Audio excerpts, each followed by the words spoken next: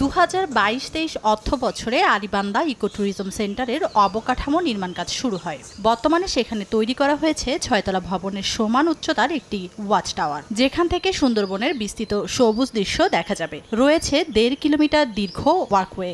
এছাড়া রয়েছে মিষ্টি পানির পুকুর, কুমির ও হরিণ রাখার শেড, জেটি, বিশ্রামাগার, পর্যটকদের নিরাপত্তা রক্ষায় বনরক্ষী ও স্থানীয় গাইড।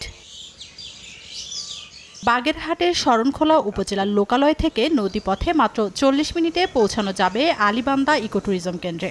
নভেম্বরের প্রথম দিকেই আনা হবে হরিণ ও কুমির। তবে সুন্দরবনের করমজল প্রযোজন কেন্দ্রে 46 টাকা ফি নেওয়া হলেও আলীবান্দা ট্যুরিজম কেন্দ্রের জন্য নির্ধারণ করা হয়েছে 345 টাকা।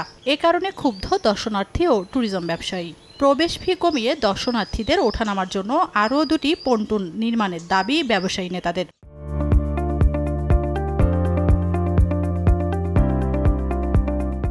এখানে সরকারি রাজস্ব খুব প্রচুর বেশি।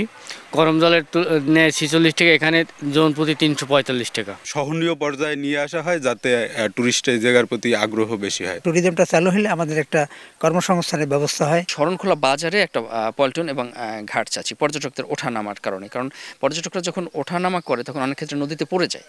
তো এই প্রতিবন্ধকতা আমরা দূর করতে চাচ্ছি। প্রবেশ ফি কমানোর জন্য ঊর্ধ্বতন কর্তৃপক্ষের সঙ্গে আলোচনার আশ্বাস বন বিভাগের। নভেম্বরেই আমরা হরিণগুলো ওখানে নিয়ে যাব। হরিণ এখন জনগণ দেখতে পারবে। কুমিরটা হতে একটু সময় লাগবে, কিন্তু কুমিরেরও আমরা পুকুর করেছি, আমরা তো আরেকটু সময় নেব। সুন্দরবনে আলীবান্দা ইকো ট্যুরিজম কেন্দ্র সহ মোট 4টি নতুন ট্যুরিজম সেন্টার নির্মাণ করা হয়েছে। সময় সংবাদ, বাগেরহাট।